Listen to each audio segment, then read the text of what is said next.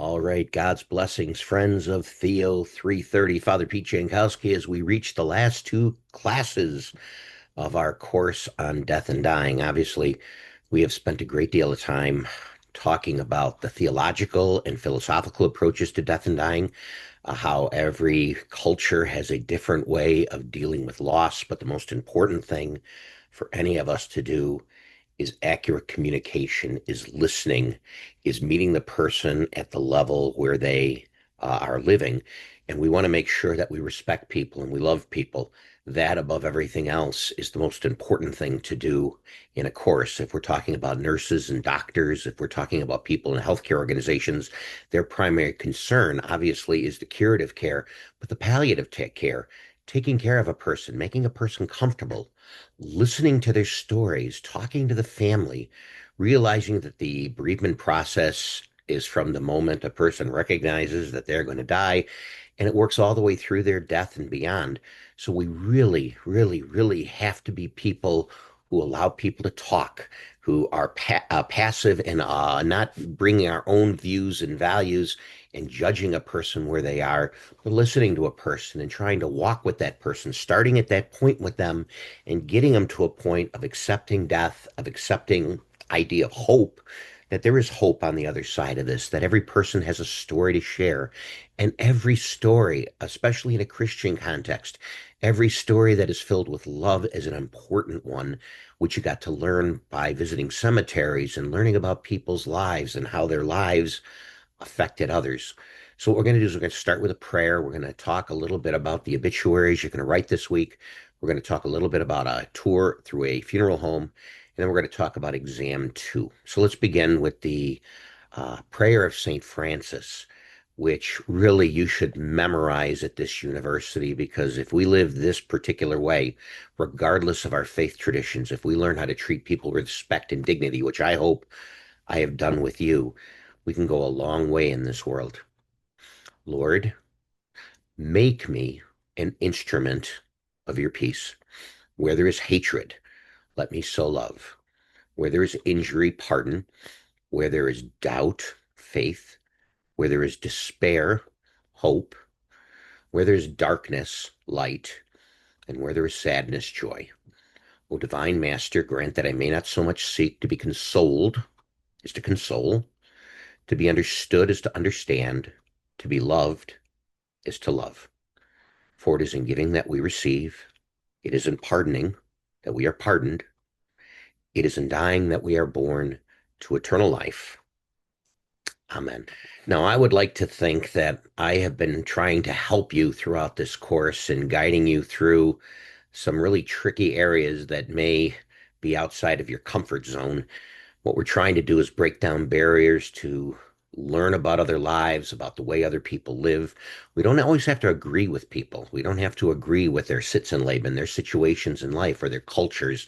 You may not agree with me. I may not agree with you. But if we stop, if we listen, we can learn a great deal about life through the stories of others, and then that will help us learn about our own lives. When we go through these videos with Richard Tapella today, going through a funeral home, a funeral director has to wear a whole lot of hats when they're dealing with family members, depending on the family member's background, their Sitzenleben, their way of approaching life. They have to be counselors, sometimes they have to be ministers. It all depends what they need to be for each particular family. And in this particular case, walking through a funeral process with a grieving family is really difficult to do, but those who do these kind of things for a living have had much experience with all kinds of different families. I have a couple, three funeral directors who happen to be parishioners of mine in our local parishes, and they've been of extreme help to me in trying to understand what a family has to endure throughout the process and what the funeral director's job is in trying to help the family get to the other side. So, concerning the test that we're going to have at the end of the semester, it's going to be due on the Wednesday of exam week by 11:59 p.m. So I have time to grade the exams, both the objective part and the essay part. The objective part, I give you a study aid in the last module of the course to help you out. And if you watch the study aid, I think you're going to do very well on the objective part of the quiz. On the essay part of the quiz, in this particular case, you'll normally, those tests are due on the Wednesday of exam week by the mid of the week. So I have a chance to grade the exam. So to get full credit, you need to type out your answers at least 2 pages in length total, single spaced, 1 inch margins, Times New Roman, 12-point font. If you go crazy on me and use cookie font and 24-point, I will reformat it to fit the parameters of this assignment and then grade you accordingly. Answers must be based on class notes in the primary reading material. Do not plagiarize. Do not take from outside sources. I know this because when you put the assignment through Turnitin tells me how much of the material you have taken from other individuals, other sources. So please just be honest about it. Do the best you can. And I promise to help you out. If you get any questions, you can always contact me. So there are 3 questions based on the second half of the course that I've asked you to consider. Number 1, describe the development of the funeral home ministry in the United States. When did the service become prominent? What was the funeral home's original purpose? How has their service developed from the time of inception until the present? And obviously, as funeral home ministries have advanced, the grieving process, the death process, normally no longer takes place in the home in the United States, but takes place in a hospice care center or in a hospital or in a place outside of the home. So the way that people grieve is much different now than it would be, say, 100 years ago. Explain the process of the bereavement ministry in a parish setting. What is the role of the funeral coordinator at the parish? What is the purpose of bereavement support groups?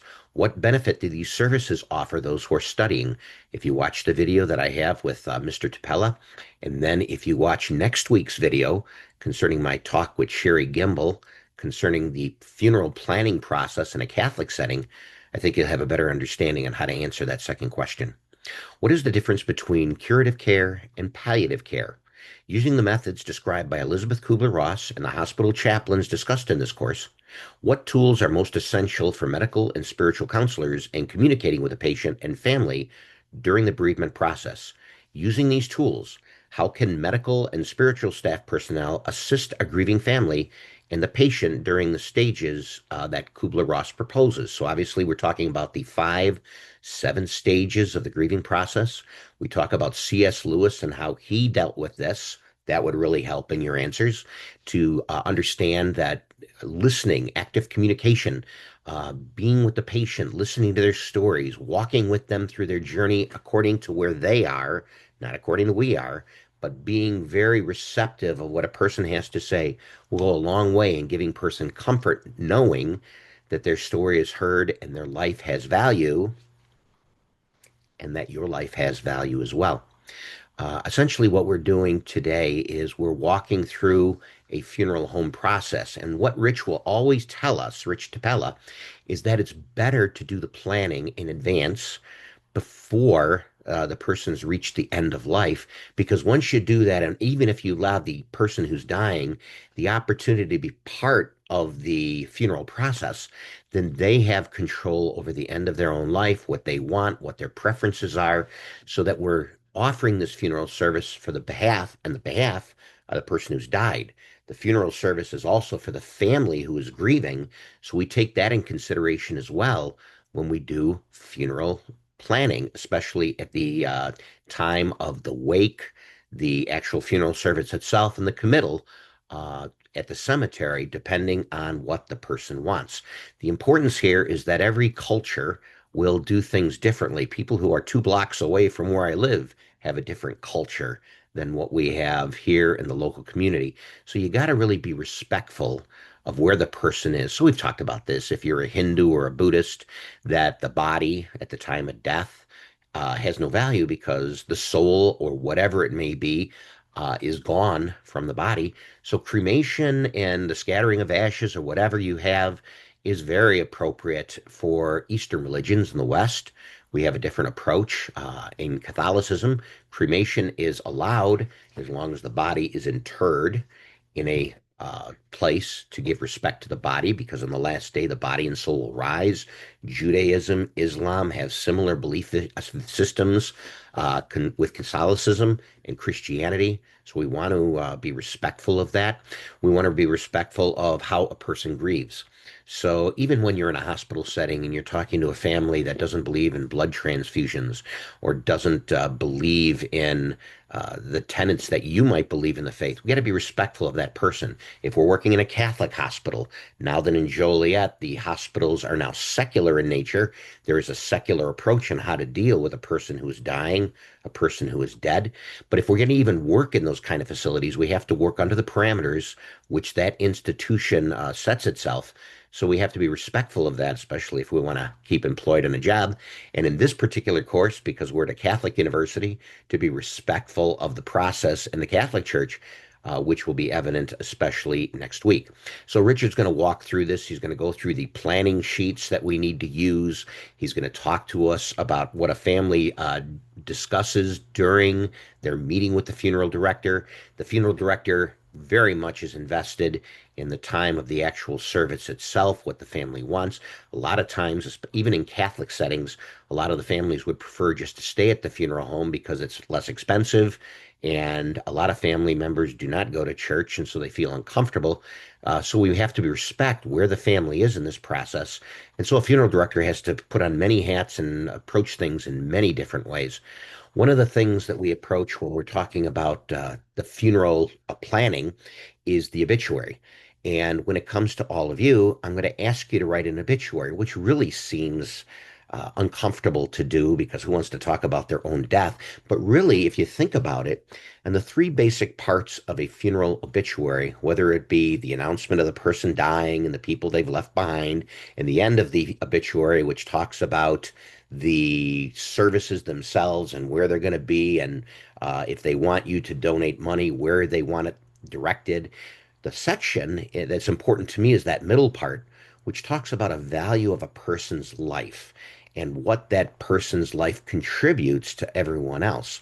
You have a purpose in life. And if you realize that, then maybe you kind of rededicate yourself to, based on your talents and gifts, utilizing those gifts for the benefit of others, to learn about others. So, what we're going to do is I'm going to show you an example of an obituary here in the course.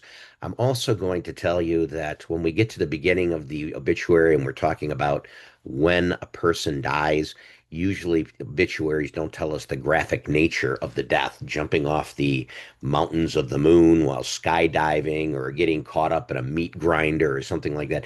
That normally is not part of a public obituary. I know it sounds fun and all that kind of stuff to think about your own demise, but really, what we're trying to do in an obituary is to be very formal, if we're doing this a traditional way, very formal about announcing a person's death, who they leave behind, and then the purpose of life, and then the actual details of the actual services. You can find that on any funeral home's obituary page if you look it up. But when the students had written previous uh, obituaries for me, I wanted to share just one with you that kind of summarizes what I'm seeking in a good assignment for this course. So we've got Jane Jones, 86, passed away peacefully on March 25th, 2085, in her home in Columbus, Ohio. Born on June 29th, 1999, in Morris, Illinois, to Thomas and Susan Jones. Jane grew up in Shanahan, Illinois, and graduated from Minooka Community High School in 2017. After high school, Jane attended the University of St. Francis, where she received a bachelor's degree in marketing and minored in finance and communication. After college, Jane started her career with ADLI US, where she began as a communication specialist. Jane quickly climbed the corporate ladder, eventually being relocated to Germany to work as a head corporate office. Living abroad for 7 years were some of the best years of Jane's life. She enjoyed traveling across Europe and visited 35 out of the 44 countries in Europe. While working for ADLA Aldi, Jane also met her future husband, John Doe. After relocating back to America, the couple was married at St. Mary's Church in Minooka in Illinois in 2030. Jane has a very vivid imagination, and God bless her for the details that she offered. Over the course of their 55-year marriage, Jane and John welcomed one son, Louis Joseph Doe, and one daughter, Vera Cecilia Doe Perez, into the world. As her children got older, Jane returned to school to take night classes and received her Master of Education degree from the University of St. Francis in 2040. Nice to know that St. Francis will be around in 2040. God bless the University of St. Francis.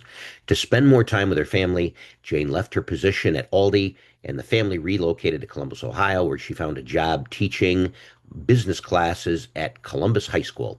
Jane loved working as a faculty advisor for the Women Empowering Women Club and focused her efforts on making every gift recognizing her worth and was driven for success. Jane taught at high school for the remainder of her professional career, retiring in 2065. Jane spent her retirement traveling across the United States with her husband and spending time with children and grandchildren. Here's a person who has a direction that she would love to have in life. It'd be interesting when Jane Doe reaches the end of life to see how her perception of what's going to happen is compared to what actually does. Jane is survived by her husband, John Doe of Joliet, Illinois, her son, Louis Mary Doe of Rockford, Illinois, her daughter, Vera Perez of Miami, Florida, her brother, Richard Jones of Seattle, Washington, her grandchildren, Marie Doe, Francis Doe, and Lily Perez, and numerous nieces and nephews. Jane's family will host a wake at Columbus Funeral Home from 4 to 7 p.m. on March 27, 2085, with family and friends to visit and pay their final respects. Jane's funeral will take place at St. Cecilia's Catholic Church in Columbus, Ohio, on March 28, 2085, from 10 a.m. to 11 a.m., and will be followed by her burial at St. Joseph's Cemetery. In lieu of flowers, Jane requested that monetary gifts be given to her grandchildren, Marie Frances and Lila, to contribute towards their college education. After a long love of learning, there is nothing more than Jane would want than for her grandchildren to be able to grow and flourish in whatever field they choose. Condolences may be left on Jane's online guest book and www.obituaries.com/Jane Jones. So she got the three basic parts of the funeral: the introduction, the fact that she died, who she left behind, who died before her. She talked about her purpose in life, and she talked about the funeral services and where she wanted charitable donations to go. If you follow that pattern, if you read what I have given you for the assignment and obituaries, you should be fine. I very much would want you to watch this video with Richard Tapella, especially when we get to the final exam, when we get to exam 2 and we offer that question that I want you to answer. You really do need to reference the video with Richard Tapella to get full credit. Very much thank you so far for your participation in the course. Trying to help you out as much as possible. The objective questions that are part of this class session will appear in the study guide for the exam, the objective part. So please read them, read your material, watch the videos, and I'll try to help you out as much as I can. Let's end with the words our Lord has taught us. Our Father, who art in heaven, hallowed be thy name. Thy kingdom come, thy will be done, on earth as it is in heaven. Give us this day our daily bread. Forgive us of our trespasses, as we forgive those who trespass against us. Lead us not into temptation, but deliver us from evil. The Lord be with you and with your spirit. May Almighty God bless all of you, the Father, the Son, the Holy Spirit. Amen. God bless all of you. Next week, it's on actual planning of a funeral service, especially in a Catholic context. Very important that we respect the cultural traditions of those we love, to make sure we respect them and honor them according to the way that they want to be honored and respected. God bless. Bye.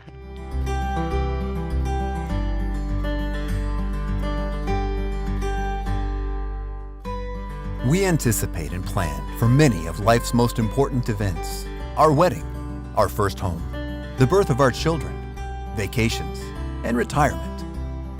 We plan ahead so that we can anticipate our family's needs and make sure that all the details are taken care of. So why do so many people leave life's most significant event for loved ones to plan during a time of grief? Doesn't it make sense to plan your funeral arrangements ahead of time so that your family won't have to? Here are the top 10 reasons you should pre-plan your funeral. Number 1, to relieve my surviving family members of the emotional burden associated with funeral arrangement decisions. Number 2, to express my own unique wishes. Number 3, to make informed, thoughtful decisions.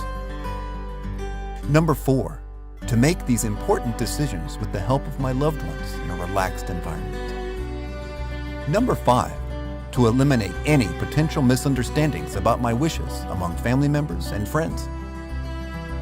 Number 6, to relieve my family of the financial strain associated with my final expenses. Number 7, to reduce the chance my family will emotionally overspend. Number 8, to ensure my funeral expenses are Medicaid and SSI exempt, thus protecting my financial assets. Number 9, to safeguard my checking, savings, life insurance, and estate assets. Number 10, to provide my family security and peace of mind.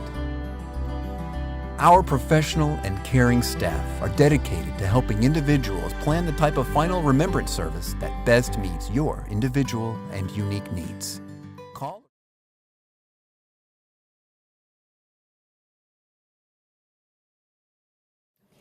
Well, my name is Stephanie Dyke, and I'm the Care Center Supervisor here with French Funerals and Cremations. So welcome to our brand new Care Center facility at our university location.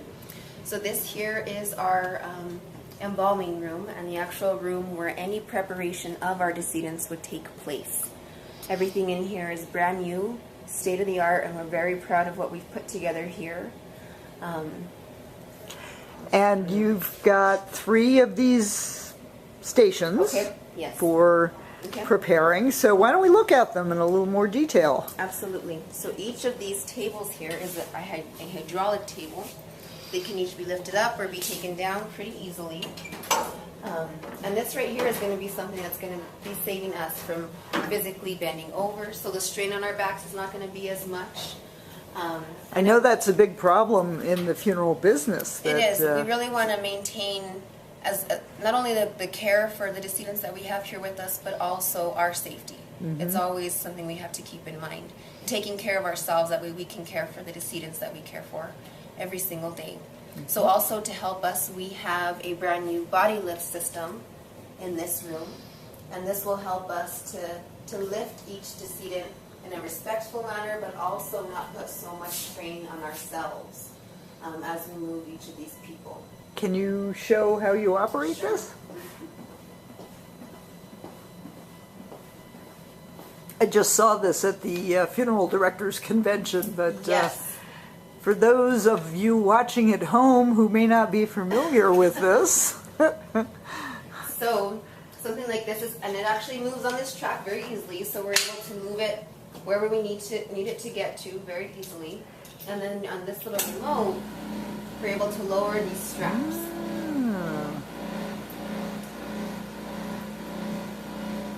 So these will come all the way down.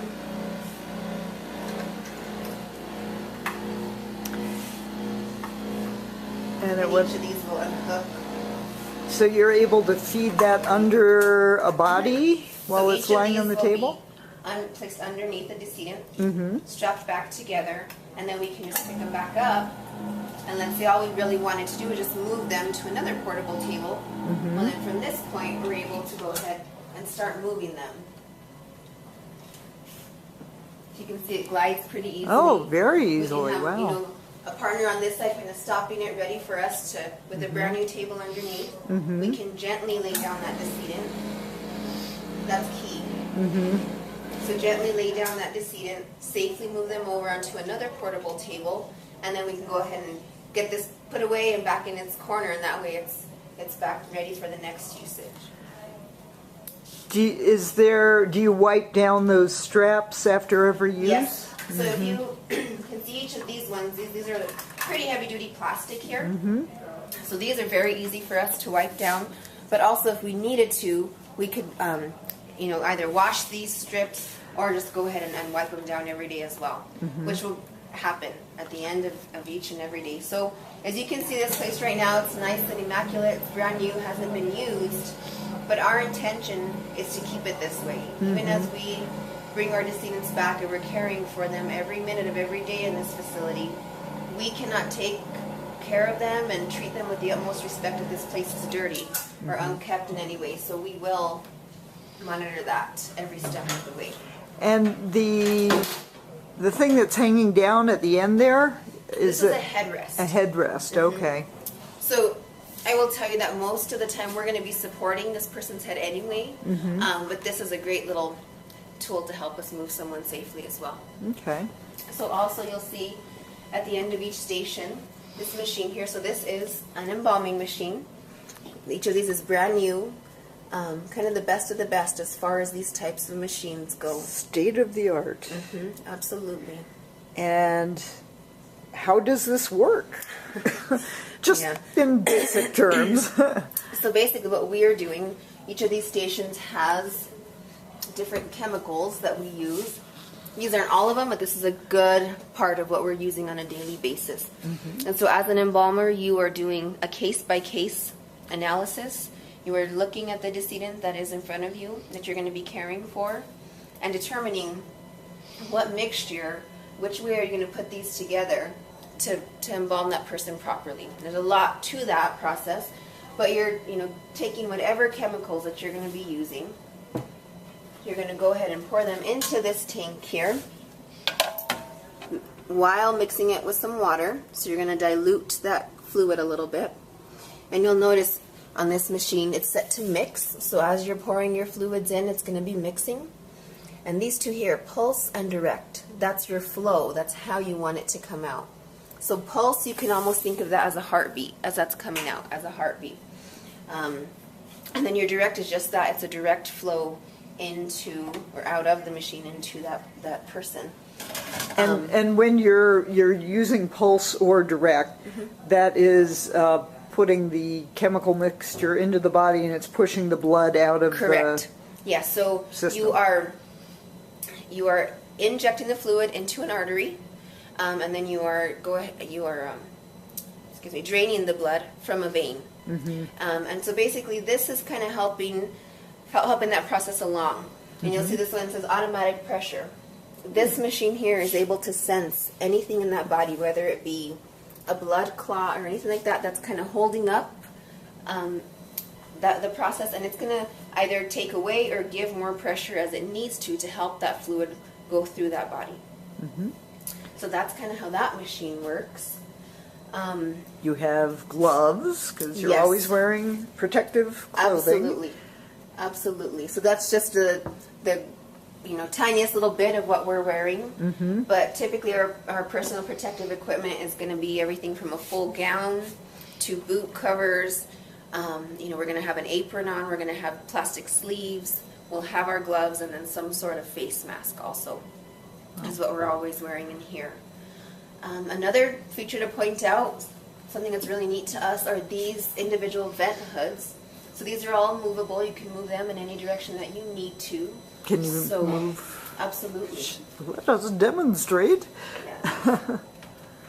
Oh, so it locks in a position. So you'll see on these ones, everywhere you see one of these little blue dials, that is either tightening or loosening up one of the pieces to this. That way you can move it in any direction or anything like that you may need. So, I don't know how it's tight enough. These are still brand new. We're still learning how to get all this stuff going. But something like this is going to be really helpful. In our cases, maybe it's a person that has had an autopsy performed, and so now we're embalming them. So on top of our exhaust system that we already have going, our main exhaust system here, you have this to where if you're really being exposed to a lot of these chemicals, this is going to help to take those up. Excuse me. Suck those right on up. That way, as the embalmers, we're not breathing in those harsh chemicals all day long. So that's really important. This is a really, really big deal to us right now. This one's probably going to have a mind of its own for right now, and that's okay. That's what I get for messing with it. And these up here. Oh, these little hoses you see here? Yeah. So these are going to help us. They're not in yet, but we are going to have a separate hose that comes off and it will go to its respective table. And that's to help with cleaning and everything as we go through the embalming process. But these hoses here, even more so. So these are a lot higher pressure, but this is going to help with your simple tasks, like, you know, you're rinsing off the table from a distance, or you need to fill the mop bucket, or we need to, you know, take care of other things. So that's where these water hoses come in, very helpful to us here. Why don't we talk about the safety features over here? Some more safety, and you know what we always have to keep in mind here is we're dealing with very dangerous chemicals. And I think maybe sometimes it's easy to put that at the back of your mind and it's something you're not thinking about, but we have to respect not only the decedents that we're working with, but everything that we're using to prepare them. And so sometimes, you know, accidents happen. Something's going to happen in here. And whether you get a chemical splashed on you or if something happens, this is where we're going to run to immediately. So this here controls our emergency drench shower. And then this little device is our eye wash station. So if something happens, you know, if it happened to you, gal, I'd bring you over here, help you wash out your eyes. If it's something that is directly on you, we're going to get you showered and get you out of here and start taking care of you. So. And the lights up there indicate your ventilation system. So this room has its own ventilation system. It's separate from any of the other rooms here. So right now that green light is telling us that the air is being recirculated in here. It's just running, it's being recirculated. If we switch this switch to exhaust, it'll turn it to red. And that's telling us that it is, you know, working to get all those dangerous fumes and chemicals out of the air for us. So that's the main exhaust, and if you need to, then you go ahead and bring down one of your individual vent hoods, and that helps with that as well. So after you've embalmed the decedent in this room, what happens? So if they are embalmed, they will typically stay in this room with us. So all this area here is where these types of tables would be kept. So a decedent would be moved over to one of these tables, and this is where they will rest. And really they're going to be cared for every minute of every day that we are here with them. We work in here, you know, all the time, and so when they are in here with us, it's constantly monitoring them to make sure that they're in the best condition possible at all times. So this is where embalmed decedents would be kept. Right, because they don't need to be refrigerated. Correct. So speaking of refrigeration, we can go on into this area.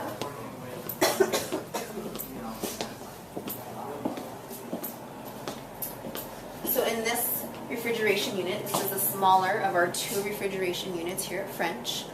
It's very loud in here, you'll notice as we go in. But this one is really going to be for our decedents whom we found out that they, for whatever reason, embalming is not going to take place. And no matter what, every single decedent that comes through the doors here at French is going to be cared for in a respectful manner. Meaning they are going to be bathed. We are going to take the time to take off all that horrible stuff from the hospital. We're going to clean them up the very best that we can, get them in a fresh gown if they need an adult diaper, something like that. We will take care of making sure they're clean and they're resting that way each moment that they're here with us. So this is the first, or the smaller, or 2 units.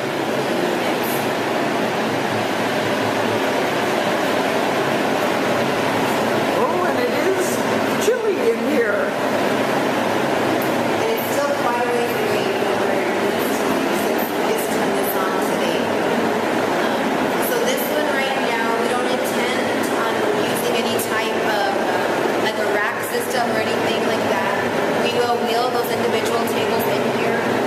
So with that much space, you're looking in here, I would say anywhere from about 32 to 36 individuals in this room.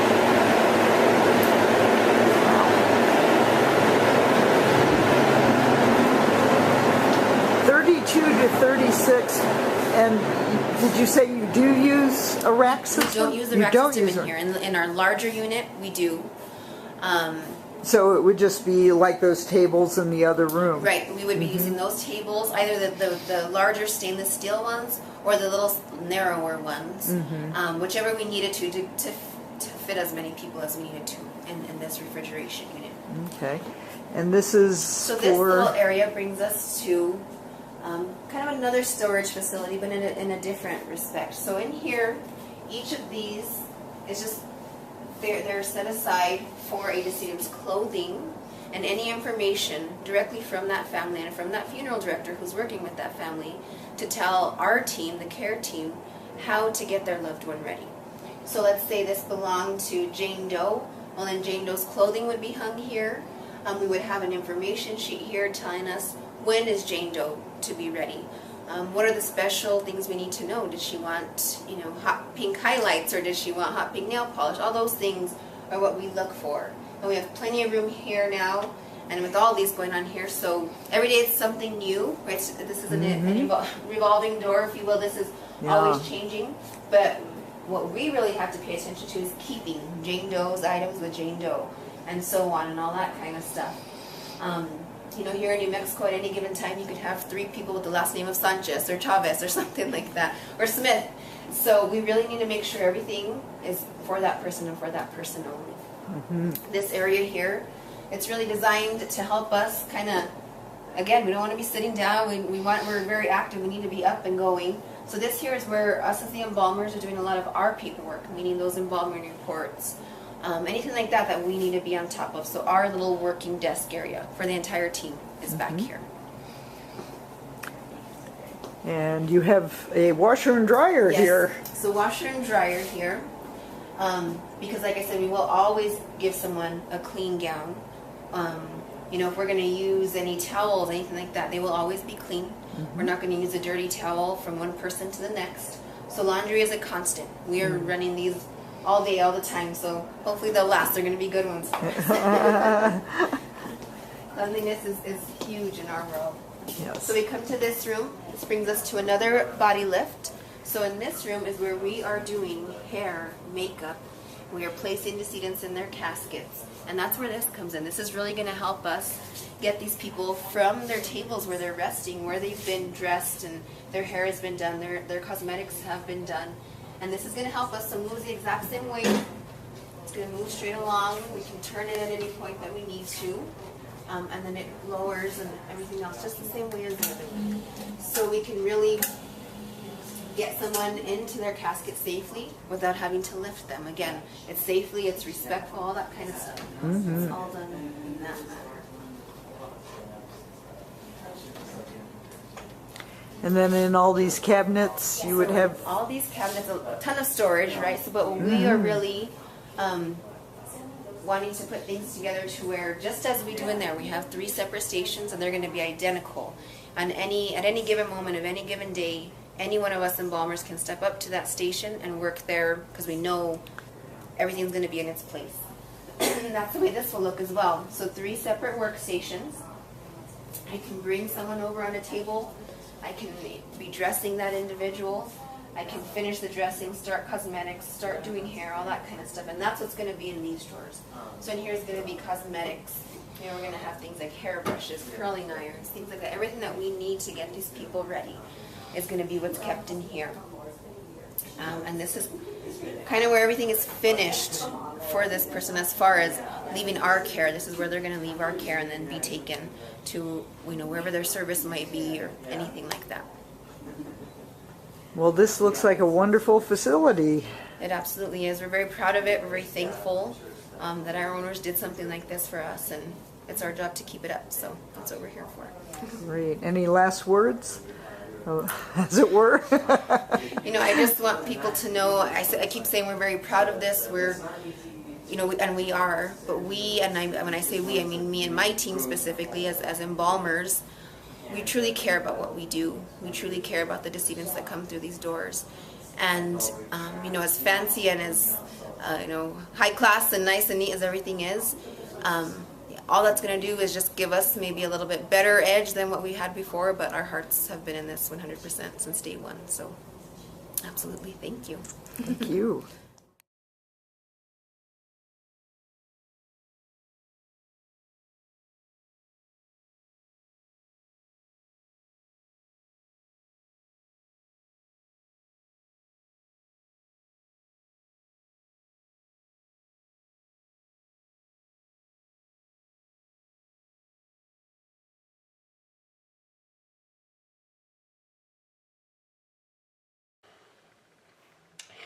So hello, students of Theology 330. Once again, we are doing our little online sessions here. Father Pete Jankowski. I am here at Carlson Holmquist Sales Funeral Home with Mr. Richard Tapella, who used to be the director of the Catholic cemeteries for the Joliet Diocese. Mr. Tapella works here at the funeral home at this time. His brother, Father Joseph Tapella, used to be the Vicar General of the Diocese of Joliet, the second highest ranking priest in the diocese.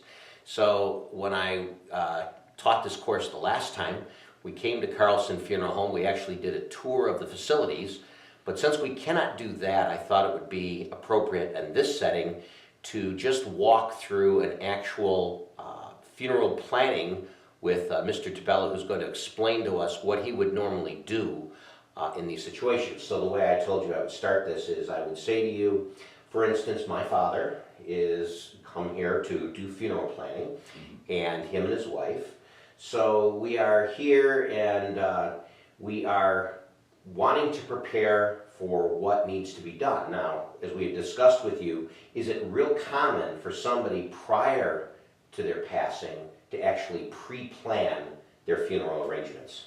Absolutely, absolutely. After many years of not ever even thinking of doing a pre-need arrangement, more and more families are considering it because it makes perfect sense. It makes perfect sense for people to put their wishes down so that the family that has survived after the death occurs doesn't have to make those decisions. Those decisions are already made for them. And one of the nice things is if you pre-plan the funeral before the actual event, then when the person does die, that the family, instead of having to worry about the nuts and bolts, what casket to pick or what services need to be rendered and such, all of this is done so that they can focus on the actual grieving. Sure. Instead of having to worry about things that are inconsequential to them during that process. Exactly. So we are now in this stage where I've just come to you and I want to actually plan a funeral and all the details that are involved with such. So if I'm coming to you cold, I'm walking in there saying, my father wants to plan for his funeral arrangements, how is this done? Well, first of all, we would sit down at this table and we would gather the information that is needed for the death certificate. That is the vital statistics of the individual. So the name, date of birth, date of passing if the death has occurred, the city and state or country where the person was born, their marital status, spouse's names, social security number, address, place of disposition. If the person is going to be buried in a cemetery, that cemetery is listed. This is a death certificate that is prepared and then signed by the doctor who has treated the person, and is the last thing that physician will do for their patient is to complete the death certificate. Then it is filed with the state of Illinois, and the copies can be procured if a family needs any documentation to prove death. After that, we then would discuss the type of funeral that the family wants. Is it going to be a wake service and a traditional service at a church or at the funeral home? And then we would discuss the cemetery. If there's going to be a cemetery, we make those arrangements with the cemetery. So we gather all of that information. We also discuss the time and the day that it's going to be held. That time and day is in conjunction with the family's wishes as well as the wishes or the scheduling of the funeral home. More common than not, it seems that families have a preference to have these funerals, if not celebrated at all, to have them celebrated here at a funeral home rather than going to church. Has that been a common occurrence? It's changing. Yeah, we find that more and more where families want it as simple as possible, and a clergy person is then contacted and they come to the funeral home for that service. Now, because you are a funeral home that is open to all people of all races, colors, creeds, way of life, tell me what kind of differences there would be. Say I'm a Catholic priest, and this would be a Catholic funeral for my father. If I were a Hindu, if I were a Buddhist, if I were a Jew, if I were a Seventh-day Adventist, how do you walk through the process to respect the cultures and the traditions and what can you do and what can you not do to accommodate these individuals? We can really accommodate anyone's needs, but we have to discuss their needs with the culture that they expect to happen or they're asking us. You know, we had a case one time. It was a Hindu, and the person died at home, and this was in an early evening, and we were asked not to come until the next day at 2 p.m. because they had services that they were going to hold at the home. They were inviting all kinds of people, their family and friends, to come. So really they guide us. Now we're familiar with many cultures, but each individual family may have individual needs as well that go along with their culture. And as we've discussed in class, prior to the funeral home industry really booming, a lot of these services, a lot of these rituals would actually take place in the home. Oh, absolutely. So when the funeral business came along, what you've really done is you've taken the opportunity to take care of all those details and to relieve the stress of the people. But at the downside of that is that a lot of times people are not focusing on death and don't realize that death is imminent or death is a realization until it happens. When it was in the home, it was very much personal and death was right at your doorstep. Now, with a funeral home, it's kind of been removed from the household and you take care of all the details. So sometimes the finality isn't, or the closure isn't as intimate or personal as it would be with you. How are you able to bridge the gap to try and help a family put that closure to their loved one who has passed away? Well, it's just very simple. You know, we undertake, that's where the term undertaker came from. We undertake all of the professional needs that the family is going to encounter. That's what we're licensed to do. That's what we're trained to do. And then we just allow the family their opportunity to grieve, but we make it as personable as we can. They will personalize a funeral today more than ever before. There's no cookie cutter funeral today.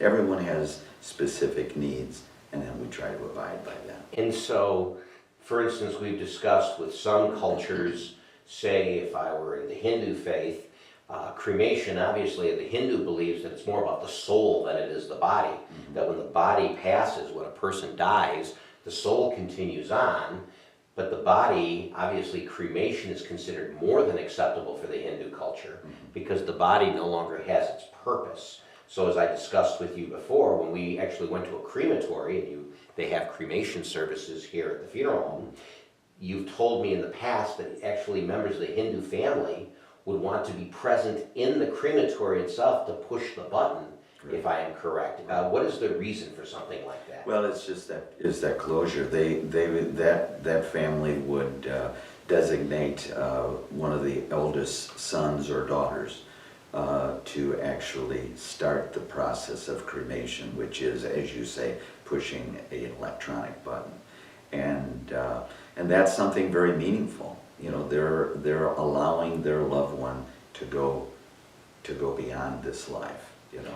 Whereas in the Catholic tradition, cremation is permitted, but there are rules that state that the cremains must stay intact in an urn and be interred. Right. Now there are special directives on where it is interred, but the idea is that the body is placed to rest, so on the last day, that body and soul can rise again to God. Exactly.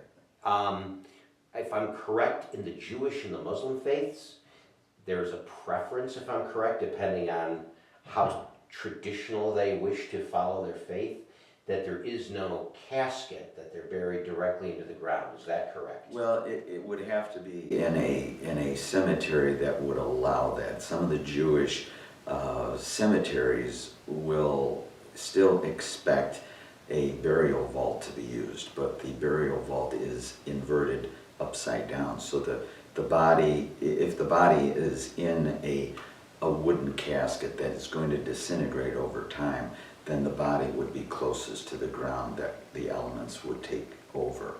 But that's a cemetery regulation. But you're right, there would be no embalming. There would be no formal viewing. The rabbi might allow immediate family members to view the body for just a short period of time, but that would only be a few minutes, and then the casket is closed. Cremation is not approved by the Jewish faith, but again, there are some that have been cremated. So depending on whether you're an Orthodox, a conservative, or Reform, how strictly you're going to follow those rules of the faith depends on how you're going to address those services. If I'm correct, in at least the Muslim faith, there's also a regulation on the manner in which the body is positioned when they are buried. Is that the same for all the Western faiths, or is that just specific to some of the cultures? It's specific to some of the cultures. And again, as we get into our modern times, those strictly Orthodox, I'm not saying all, but those Orthodox rules are somewhat changed, by family to family, if it's permitted. So depending on whether the family is more traditional and follows the rules more strictly, traditionally, or whether they're a little bit more flexible with the rules is dependent. And really, you are there to serve them. So depending on what they want, you try to address those needs. Exactly, and then their clergy person will help guide them as well, if they're uncertain of what to do. So traditionally, if I were coming to you for a funeral service, depending on what the family wants, sometimes you would have a viewing of the body, or sometimes you would have a memorial service. And each family is different. But how do you work it through with the family on what you think would be the traditional way of celebrating a funeral service, or is there a traditional way? Well, there's a traditional way with a formal viewing, as we all have come to know over the years. But again, some families are opting not to have a viewing, no embalming, immediate burial. So we give them the options. If they don't know, if they're uncertain of how to make that decision, we give them those few options that then they can make a decision and what is best for them and their family. One of the projects I'm going to have the students engaged to do is the writing of an obituary. And the reason why is because it gives you an opportunity to reflect on the kind of life that you want to live. Sometimes we don't think about the kind of life we want to live. It's kind of like we go through the motions, we get through each day without thinking about, at the end of life, what is our purpose? What do we want to accomplish? How do we want to affect people?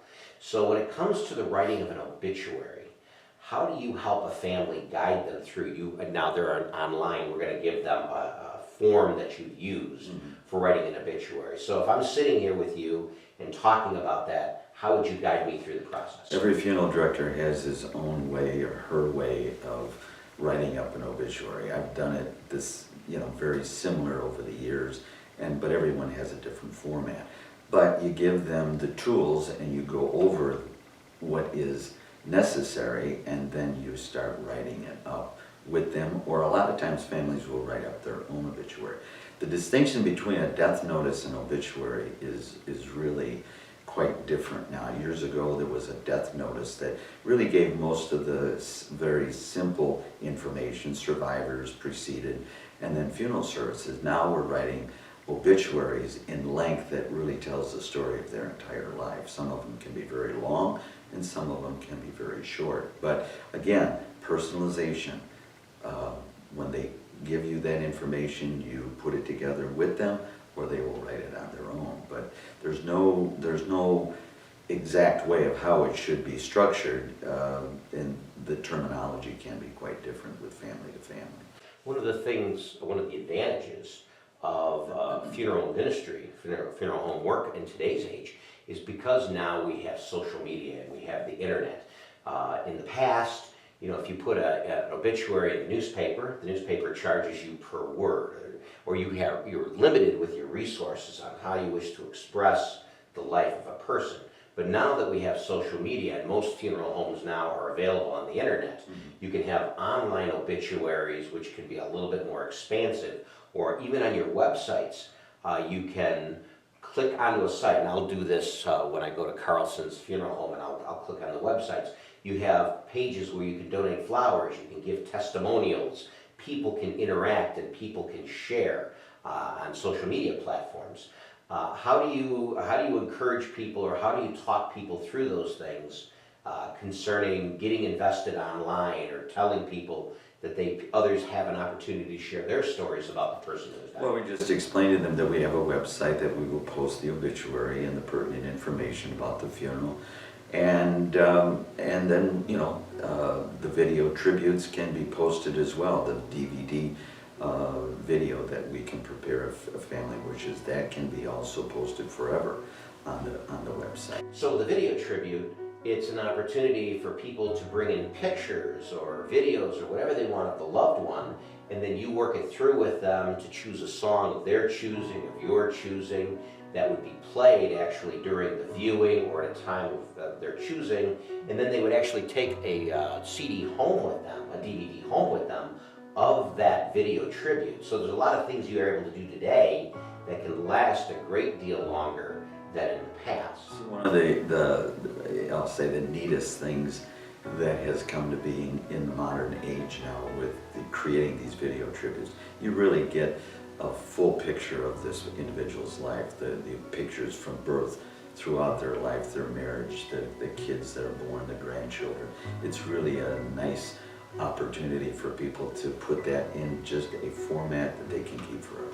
And the idea is, we're talking about a person's story, we're talking about a person's life. You talk about the difference between a death notice and an obituary, and we've discussed that before at the beginning of our course concerning how the media would depict someone's life, the nuts and bolts, or maybe they're more concerned about other details of the person's life instead of focusing on the kind of impact the person has affected on others. So for instance, if we're talking about a murder, if we're talking about a violent crime, which media likes to do, they will often give you the details, but then they'll also interview family members and such and how they're suffering, as opposed to talking about the person's life, the good things that they've done, the stories that have been shared.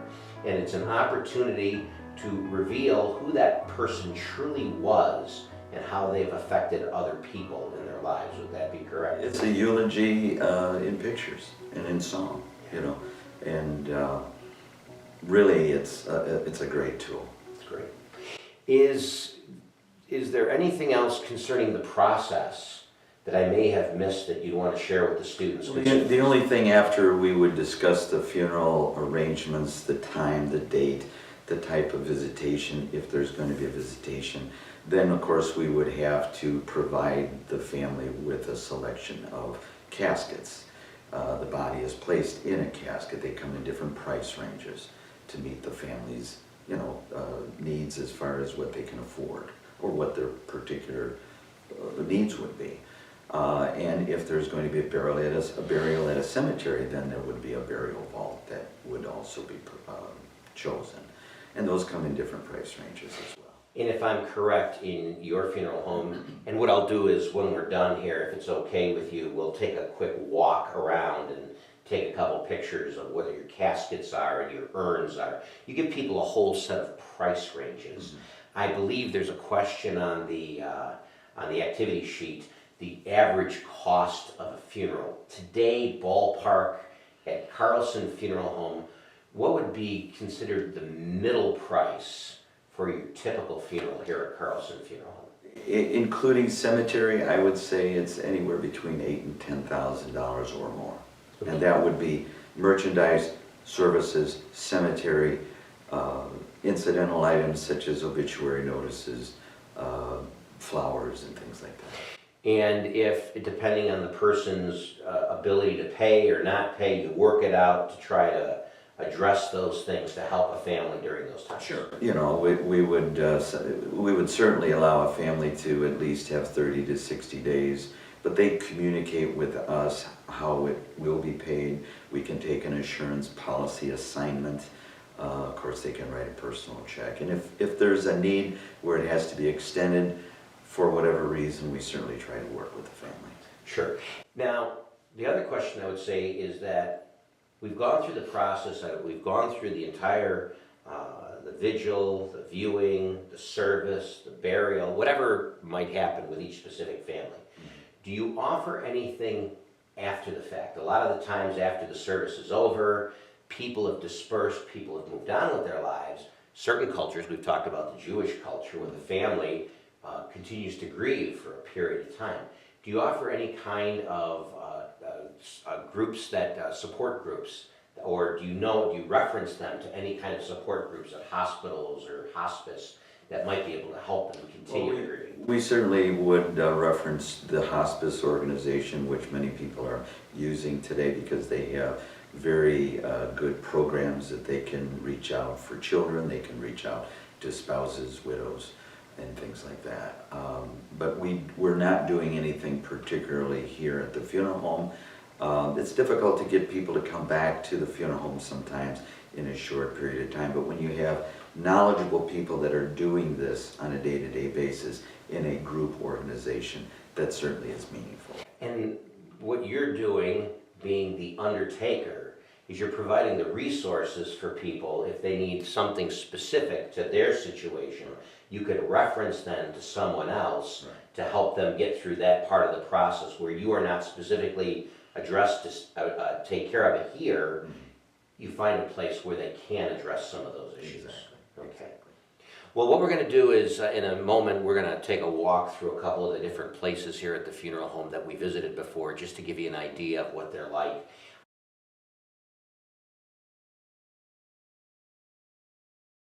So I am walking into the office, and here's Mary Sue, who is greeting people as they come to the door to take their basic needs and find out what they're seeking. Say hello, Mary Sue. Hello. How are you doing? I'm good, Father Pete. How are you? I am well. So we are inside the chapel that is used here at Carlson Funeral Home, where I have conducted many services. Rich, how often would you say that people utilize this particular room for services? Well, this room can be used as a formal chapel. As you see there, it's designed with pews like a church. And oftentimes when we have the visitation will be in our visitation room, and then the morning of the funeral, we'll transfer the casket here for the formal service. So they have the opportunity actually to do the service right here in the chapel if they so choose. Exactly. Oh, that's wonderful. The videos can be played on during the visitation hours. So in this particular room for our video tributes, you record them in advance, you place them with music, and then you have these screens which can play the video tributes for anyone who wishes to see them. So this is an actual casket that is being used for an upcoming service. Is that how that works? That's correct. And so I noticed that you also have in the back a selection of urns in the back, and that is just a sampling of what people can use or not use, or are those actually? Those are actually containing cremated remains of families that have postponed the actual interment. And a lot of the families that do that, you'll actually, when the person passes, sometimes they'll hold off on a memorial service or an interment until a later date. Exactly. And then you will hold on to the cremains or whatever you've arranged with the families to try to accommodate them with whatever needs they have. So actually in the same room where we have some of the cremains and we have a casket being prepared for a funeral, this window actually, when you pull up the blinds, is a viewing room for the crematory for those families who wish to see their loved one in the crematory. Is that correct? Correct. And so you may have someone in with the funeral director pushing the button for the cremains, but the remainder of the family can stand outside here and actually watch the process happen. We've had several families that will actually will decide to do that. And that, again, gives family that closure. In their particular culture, their particular situation in life, they want this closure in this particular way, and so you provide that means by which they can say goodbye. Yes. In this special way. Mm-hmm. Okay. Is what we can be dressed and then casketed, and if in the case of a lady, her hair can be done by a licensed hairdresser. And you do have people that actually are hired to actually do the dress, the hair and the makeup and all those kind of things, and skilled people who do those kind of things. So if a family wants a viewing, this would be the room in which the body would be prepared for that particular need. Is that correct? Correct. Okay. This, in addition, this stainless steel door here houses a cooler that can hold 3 human remains. So oftentimes, if a person is not going to be embalmed because they're going to be cremated, we will place the body in this cooler that will keep them refrigerated until we can arrange for the cremation. As a general rule, how long are you able to hold a body in this way? Well, we could hold this body for several days. Okay. So I am walking in with Rich, and we are going to what he calls the cremation room itself. So could you explain the process on how a body is prepared for this particular manner? Remains is brought into the funeral home, and for an immediate cremation, the remains is placed into a cardboard corrugated box that is required by law that the body be placed in some type of a minimum container that would be consumable with the cremation process. Then the box is placed on this lift here, that is hydraulic, that would bring it to the level of this chamber, this cremation chamber. And then the box with the remains is then slid into the chamber and the doors close. This set of dials here is what we would set the dials to a certain time, the burners a certain time, and then we would press the button that would turn on the process. The process normally takes anywhere from 2, 3 to 4 hours depending on the size of the body. There's a heating up process, and then of course there's a cooling process, because the temperature will get to a point of nearly 1600 degrees. So it's extremely hot. It completely consumes the body except for the skeletal remains. And then all of that gets placed in the urn. And then the skeletal remains is then taken out and placed in a processor that will pulverize those fragments of bone to the consistency of what we call ash. So then you have a different machine that pulverizes the bones. Right. And then when that is done, that is placed with the cremains, and then all of them have the consistency of ash. Right. And then they're placed in an urn. In an urn, yeah, of the family's choosing. Okay. So after the body's been cremated, what you're saying is that the bones are placed in this processor, and then they're pulverized to the consistency of ash, and then they are returned to the cremains so that they're all together as one. Is that Well, correct? the cremated remains is the pulverized bone. Mm-hmm. So that in itself is what is pulverized and then placed into the urn. Okay.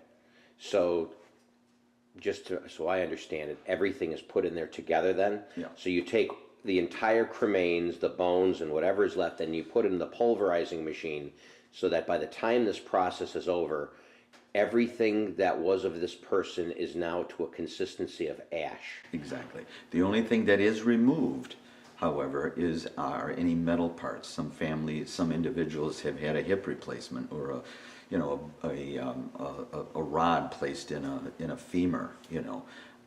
Those are taken out because they couldn't possibly be pulverized. Got it. So any kind of metal object would be removed. The other thing that is removed in all cases, if someone has a defibrillator or a pacemaker, those have to be removed before the body is placed in the crematory because they can explode and damage the crematory. Got it. So this is the door of your preparation room where a body would be embalmed or a body would be prepared. And because you actually have a body in there right now, normally we'd be able to go in there, but because there's one in there right now. Privacy and, it's just common sense. Respect for. And the process that goes, when somebody comes in here, you usually, all of you are licensed to embalm at this point? We have 3 directors, Mike and myself and Mary Sue are 3 licensed funeral directors and embalmers. And we're able to perform that procedure, as well as Mike's brother, Craig. How long does a process like that take? Normally it would take for someone that is experienced, like the 4 of us, maybe an hour and a half, Depending on if it's an autopsy, that may take a little bit longer. If there's extenuating circumstances because of the person's, the manner of death, it could take a few hours too. Okay, just depends on how complicated the situation is. Exactly. But normally it's an hour or two. An hour and a half, 2 hours. Yeah. Okay. Right. And you've all been trained on that, so it's a simple enough thing to do. It's a surgical procedure where embalming chemical is put into the arterial system, and the body fluids and or blood is removed and is drained from the body, and then you have preservation of the tissue. Under normal conditions, if you have a funeral process and you've embalmed a person, how long does that usually last as a general? Would that allow a person to be viewed a couple days later, 3 days later, a month later? Normally it's within a week, you Okay. know, but that doesn't mean that the body is going to start, decomposing after that, because the embalming process slows the decomposition greatly.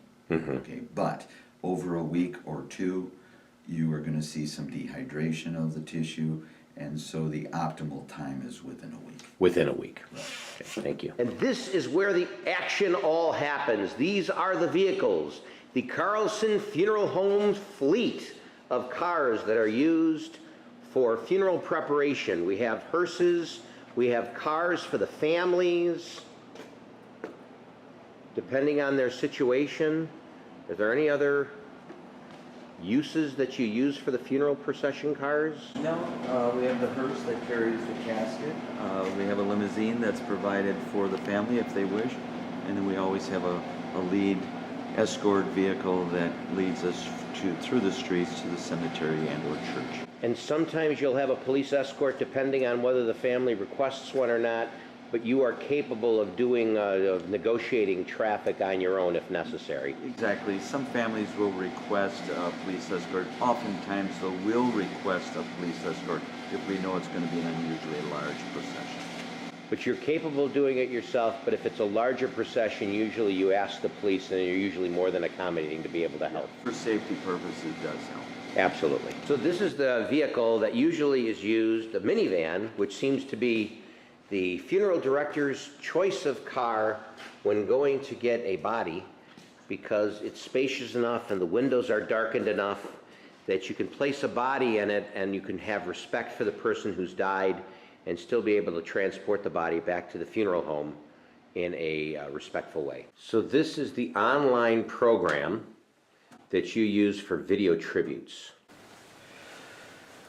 So what we would do is we would queue this up and go to the menu and type or hit in on burial solutions that would give categories of the caskets that we would provide. There's wood caskets, metal caskets, and wood is in different species. If we click on the metal, we see they're available in bronze, copper, stainless steel, 16 gauge, 18, 20 gauge steel, or non-gasketed, which means there's no sealing, or the closure is a little bit different than a sealing type casket. So let's say we click on the 20 gauge steel, then we find a selection. There's one casket, and it gives the price of that particular casket. Now, these caskets in these gauges are in other colors as well, so we're not just limiting it, but this gives an idea of what that casket would be. So if we go back to the menu again, these are 47 metal caskets, starting from the copper and stainless steel in different price ranges. So if we pick on one of these caskets, it gives us a little bit larger view. We can show different vantage points of what the casket would look like from both sides or the back, what it looks like closed. Personalization choices. Some of these caskets, not this one in particular, has corners that can be changed from, say, a praying hands or a pietà or a sheaf of wheat, a rose, a crucifix. Those are all different types of personalization today on particular caskets. So, again, you could like on a larger view, this casket would be more of a casket that would be more for a lady, with a pink interior, roses on the sidebar. So the family would be able to come in here and you would walk this through with them, and then you would try to customize what kind of casket that they would want, and this is where they would make that choice. Exactly. Flower tributes are offered. They come through this door, and then they are delivered here for the use of at the services. So you would meet them back here, or do they have access to these rooms then? They have access to the door for delivery. Then we place, the directors, the staff would place the flowers in the room for the visit. So the florists can come at a time of their choosing, and then you take them and utilize them when it's. I do want to thank Mr. Tapella and Mike Sales and the people here at Carlson for allowing us to be here. Certainly, if you read your activity sheets, if you read your handouts, this interview, hopefully this will address a lot of the questions that you have. And certainly, if you have any questions, feel free to email me, and I'll see what I can do to help you get through the rest of the sheet. Thank you, Mr. Tapella. Thank you, Father. God bless.